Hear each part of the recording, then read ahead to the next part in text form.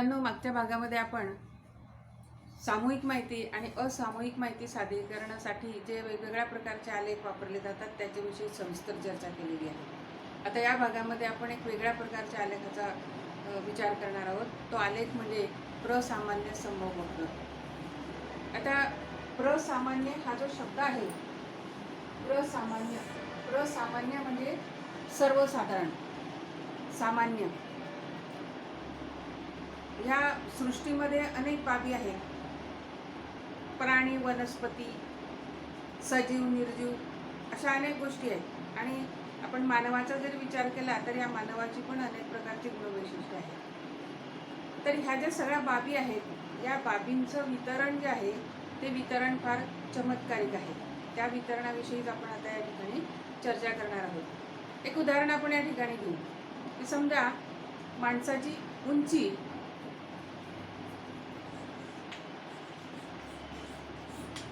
याचा विचार आपण जर केला तर आपल्याला माहिती आहे की जन्माला आल्यापासून त्या मुलाची त्याचं वय जसं जसं वाढत जातं तसतशी त्याची उंची वाढत जाते. परंतु ही उंची काही आयुष्यभर वाढत नाही. म्हणजे विशिष्ट वयोमर्यादेपर्यंतच ती उंची वाढते. जर ती उंची अशी सतत वाढत गेली असती तर कदाचित स्वर्गाला लोकांनी बोट लावलं असतं. म्हणजे स्वर्ग त्यांच्या हातात आला असता. एवढीशी उंची असूनही स्वर्गात काही लोकांना 2 बोटच उरलेला असतो, तो भाग वेगळा आहे. परंतु उंची ही साधारणपणे 20 ते 22 वर्षापर्यंत वाढते.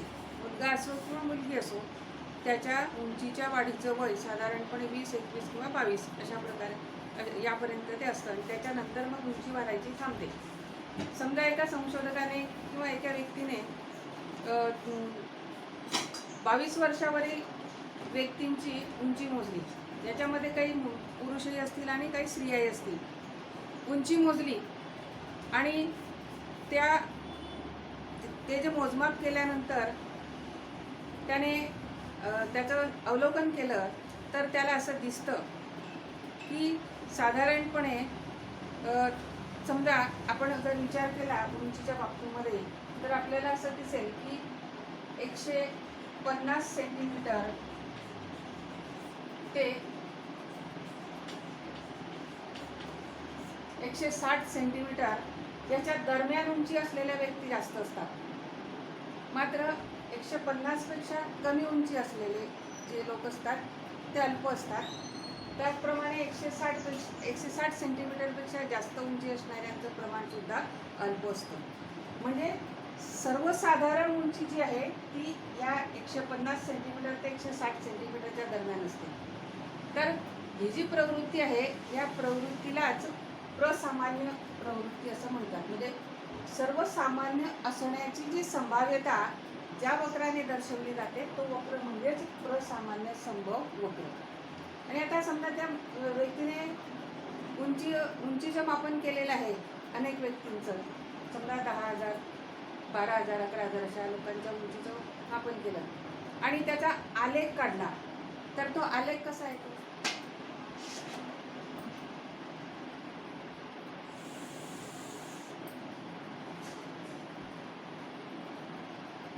आलेख काढण्यासाठी आपण प्रतलामध्ये 2 अक्ष काढू. हा आडवा अक्ष म्हणजे एक्स अक्ष आणि उभा अक्ष हा वाय अक्ष, हा आरंभ बिंदू. आता एक्स अक्षावर उंची घेतली आणि वाय अक्षावर वारंवारिता म्हणजे विशिष्ट उंची असलेल्या व्यक्तींची संख्या, वारंवारिता.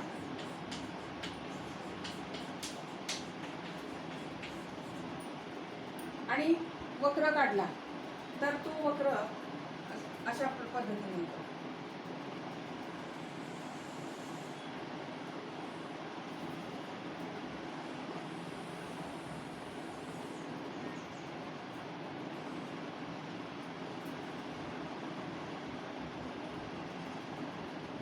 अशा आकाराचा तो वक्र येतो. या वक्रालाच प्रसामान्य संभव वक्र असं म्हणतात. म्हणजे हा एक विशिष्ट प्रकारचा वक्र त्या ठिकाणी सापडतो. तर या वक्राचा ह्याचं जर आपण वैशिष्ट्य बघितलं तर पहिलं वैशिष्ट्य आपल्याला सांगता येतं की या वक्राचा आकार हा घंटेच्या आकाराचा असतो. म्हणजे जसं मंदिरामध्ये तुम्ही घंटा पाहिली असेल किंवा शाळांमध्ये घंटा असते.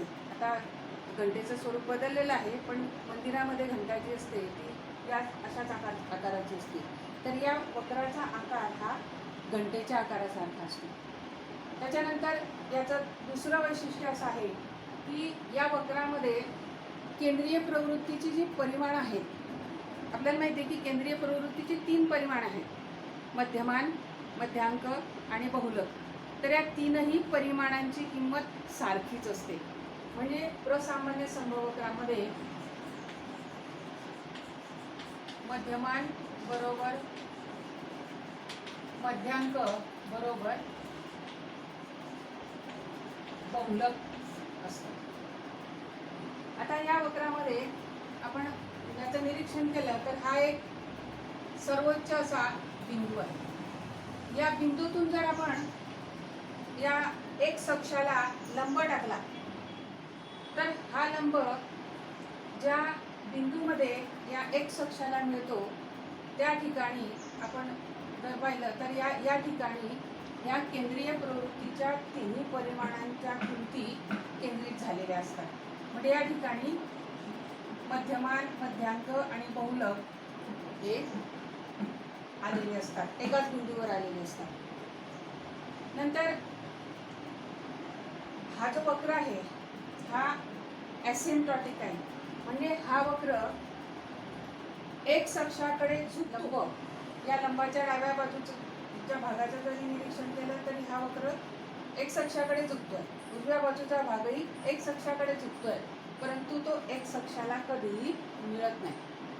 याचं कारण असं आहे की आपण जर विचार केला तर समजा इथे उंचीचं उदाहरण आपण घेतलेलं आहे. तर उंचीचं मापन केल्यानंतर ज्या किमती मिळाल्या म्हणजे उंची मिळाली त्याचं हे या ठिकाणी वितरण दाखवलेलं आहे. तर याच्यामध्ये समजा इथे जी उंची आलेली आहे मिळालेली आहे ही कमीत कमी उंची आहे आणि या टोकाला ही जास्तीत जास्त उंची आहे. तर आता त्या व्यक्तीने मापन केल्यानंतर त्याला ही कमीत कमी आणि जास्तीत जास्त उंची मिळालेली आहे. पण भविष्यामध्ये असं आपल्याला म्हणता येत नाही की ही जी कमीत कमी उंची आहे समजा ती काहीतरी 3 फूट असेल किंवा 2.5 फूट असेल, काही असू शकेल ती, तर त्या उंचीपेक्षा कमी उंची असणारी व्यक्ती जन्माला येणार नाही असं आपण आज म्हणू शकत नाही. त्याचप्रमाणे इथे समजा ही उंची आहे, ही जास्तीत जास्त जी उंची आहे समजा ती 6.5 फूट आहे. तर आज 6.5 फुटाचा माणूस आहे, परंतु उद्या 6 फूट 7 इंच किंवा 8 इंचाचा माणूस जन्माला येणार नाही असं आपण म्हणू शकत नाही. म्हणजे इथे याची उंचीची जी कमाल मर्यादा आहे ह्याच्यापेक्षा अधिक जास्त उंची असण्याची शक्यता नाकारता येत नाही. त्याचप्रमाणे ही जी किमान मर्यादा आहे याच्यापेक्षा कमी उंची असण्याची शक्यता आपल्याला नाकारता येत नाही. आणि म्हणून मग या वक्राचे जे दोन्ही टोक आहेत ते टोक एक्स अक्षाला कधीही छेदू शकत नाही. हे उंचीच्या बाबतीत झालं, पण प्रत्येक बाबतीमध्ये सुद्धा आपल्याला हेच दिसून येतं. आता हे अशा प्रकारचं जे वितरण आहे हे उंचीच्या बाबतीत असतं असं नाही. तर उंची, वजन, व्यक्ती किंवा माणसांचं सौंदर्य किंवा त्याची शैक्षणिक संपादनूक, बुद्धिमत्ता, व्यक्तिमत्व, अभिरुची अशा अनेक बाबी ज्या आहेत या बाबींचं वितरण हे या प्रसामान्य समवक्राप्रमाणे असतं. नंतर याचं आणखी वैशिष्ट्य असं की जशी केंद्रीय प्रवृत्तीची परिमाणं या ठिकाणी एकाच बिंदूत केंद्रित झालेली असतात, त्याच्यामुळे हा जो वक्र आहे म्हणजे इथे आपण काय घेतलेले आहे तर उंची घेतलेली आहे. म्हणजे या ठिकाणी आपण ज्या संख्या मिळालेल्या आहेत मापनातून त्या संख्या घेतलेल्या आहे. म्हणजे एक प्रकारे आपण या ठिकाणी काय घेतलेले आहे प्राप्तांक घेतलेले आहे. तर हे जे प्राप्तांक आहे हे हा जो लंब आहे या लंबाच्या डाव्या बाजूला कमी कमी झालेले आहेत आणि हे या ठिकाणी वाढत गेलेले आहे. म्हणजे या ठिकाणी त्या संख्यांचं जे विचलन आहे ते ऋण स्वरूपामध्ये होत आहे आणि या ठिकाणी धन स्वरूपामध्ये होत आहे. नंतर आणखीन आपण विचार जर केला तर हा जो अक्ष काढलेला आहे किंवा हा जो लंब काढलेला आहे, या लंबामुळे या वक्राचे दोन समान भाग होतात आणि म्हणून मग या लंबाला सममिती अक्ष असं म्हणतात.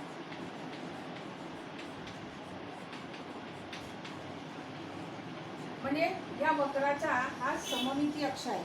या सममिती अक्षामुळे या वक्राचे दोन समान भाग होतात. म्हणजे जर समजा आपण हे कापले आणि ते एकमेकांवर जोडले तर आपल्याला ते एकमेकांशी तंतोतंत जुळतात असं दिसून येतो. समजा हा प्रसामान्य संभव वक्र आहे आणि या प्रसामान्य संभव वक्र जो आहे याचे या ठिकाणी या परमोच्च बिंदूतून मी घडी घातली तर हे जे दोन भाग आहेत या वक्राचे हे अगदी तंतोतंत जुळताना आपल्याला दिसतात. म्हणजे या लंबामुळे परमोच्च बिंदूतून टाकलेल्या लंबामुळे या वक्राचे दोन समान भाग झालेले आहे. म्हणजे या लंबाच्या जवळ ही आकृती सममित. नंतर इथे हा जो मध्य बिंदू आहे हा केंद्रीय परिमाण दर्शवतो. तर इथे आता या आपण हा जो आलेख काढलेला असतो तर त्यामध्ये प्राप्तांक हे एकक असतं.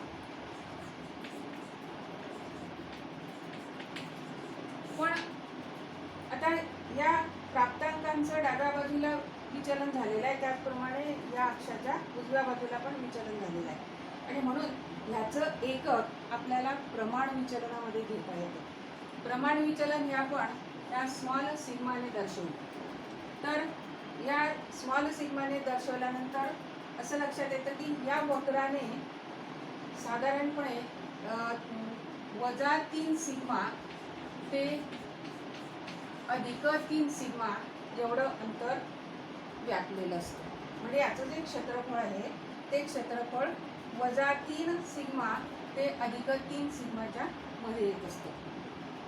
आणि म्हणजेच हा वक्र -3 सिग्मापासून तर +3 सिग्मापर्यंत विस्तारित झालेला असतो. आता आपण आणखीन पाहिलं तर संख्याशास्त्रज्ञांनी एकूण जनसंख्या 10,000 जनसंख्या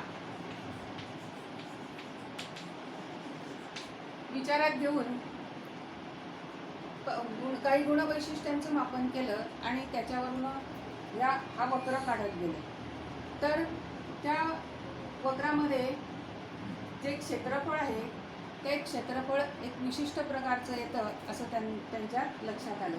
तर ते कसं येतं ते मी सांगते. या वक्राचं एकक आपण सिग्मामध्ये घेतल्यानंतर आपल्याला या केंद्रीय प्रवृत्तीच्या परिमाणाच्या डाव्या बाजूला इथे -1 सिग्मा हा बिंदू, त्याच्यानंतर इथे -2 सिग्मा आणि या ठिकाणी -3 सिग्मा हे बिंदू मिळतात. त्याचप्रमाणे उजव्या बाजूला या ठिकाणी -1 सिग्मा, नंतर -2 सिग्मा आणि -3 सिग्मा अशा प्रकारे बिंदू मिळतात. आता आपण या बिंदूंमध्ये किंवा या बिंदूंपासून एक अक्षाला आपण -1 सिग्मा या बिंदूतून या वक्रावर x अक्षावर लंब टाकला. त्याचप्रमाणे अधिक किंवा -1 सिग्मा इथून या बिंदूतून आपण लंब टाकतो. त्यानंतर -2 सिग्मा या बिंदूतून लंब टाकतो. त्याचप्रमाणे -2 सिग्मातून लंब टाकतो. नंतर -3 सिग्मा इथून लंब टाकतो आणि -3 सिग्मामध्ये लंब टाकतो. तर 10,000 जनसंख्या या प्रसामान्य संभवकराच्या खाली समाविष्ट असते. असं संख्याशास्त्रज्ञांनी काढलेलं आहे. तर त्यांनी असं शोधलेलं आहे की हा जो मध्यमानाचा बिंदू आहे, तर मध्यमान ते धन 1 सिग्मा या अंतरामध्ये एकूण 34.13% जनसंख्या असते. म्हणजे मध्यमान ते धन 1 सिग्मा यामध्ये 34.13% जनसंख्या असते.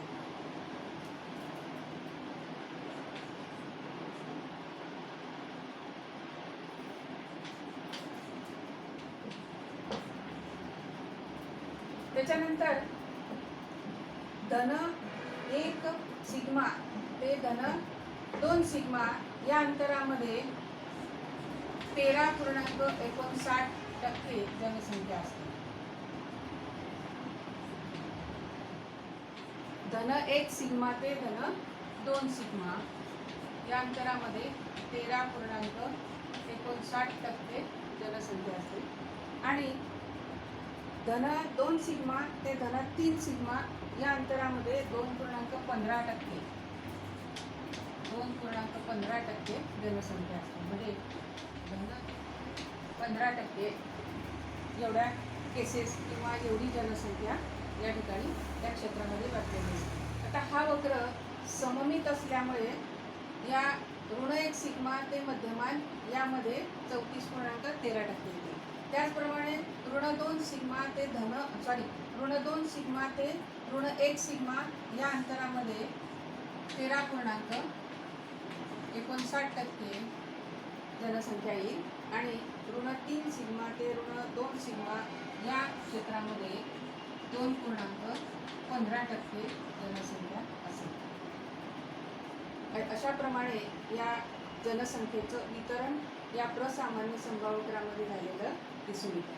म्हणजे त्याच्यावरून आपण असं म्हणता येईल आपल्याला, आपण ऋण 1 सिग्मा ते धन 1 सिग्मा हे एवढं अंतर जर विचारात घेतलं तर यामध्ये एकूण 68.26% जनसंख्या येते.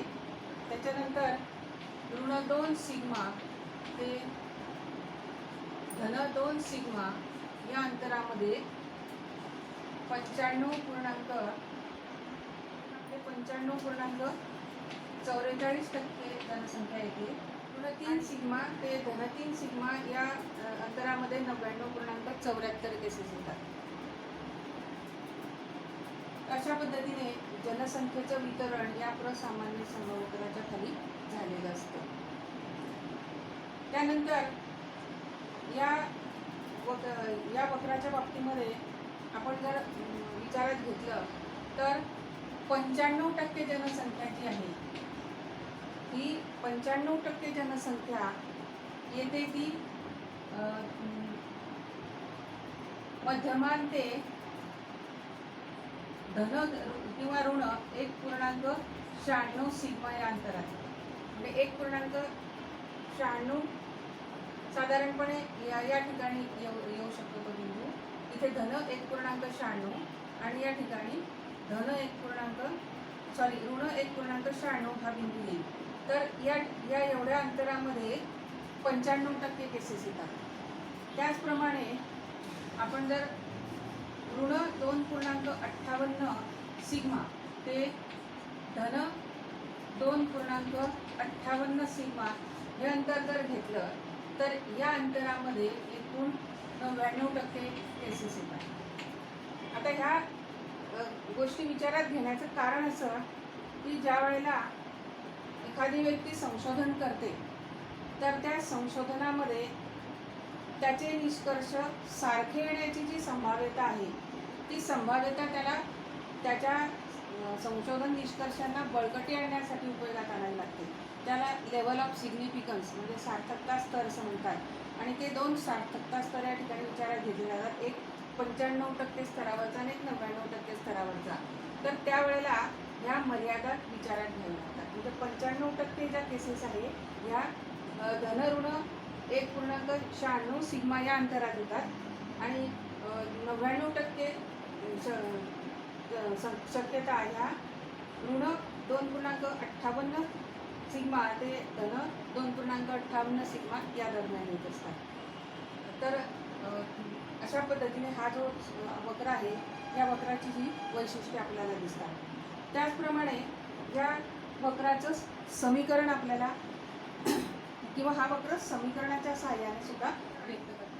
y बरोबर n भागिले सिग्मा वर्गमुळात 2 pi e raise to minus x square upon 2 sigma square. n काय आहे तर n बरोबर गटातील व्यक्तींची एकूण संख्या, म्हणजे एकूण व्यक्तींची संख्या आपण म्हणू, एकूण व्यक्ती संख्या.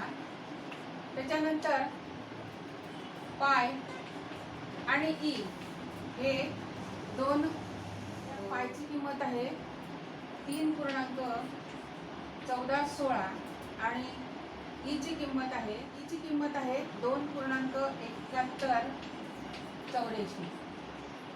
ई आणि पाय हे दोन्ही ह्या दोन्ही अपरिमेय संख्या आहेत आणि या समीकरणामध्ये ते दोन स्थिरांक आहेत.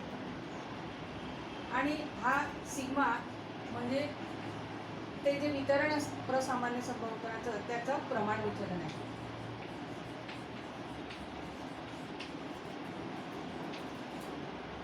म्हणजेच y बरोबर n भागिले सिग्मा वर्गमुळात 2 पाय गुणिले ई चा वजा एक्स स्क्वेअर भागिले 2 सिग्मा स्क्वेअर घात.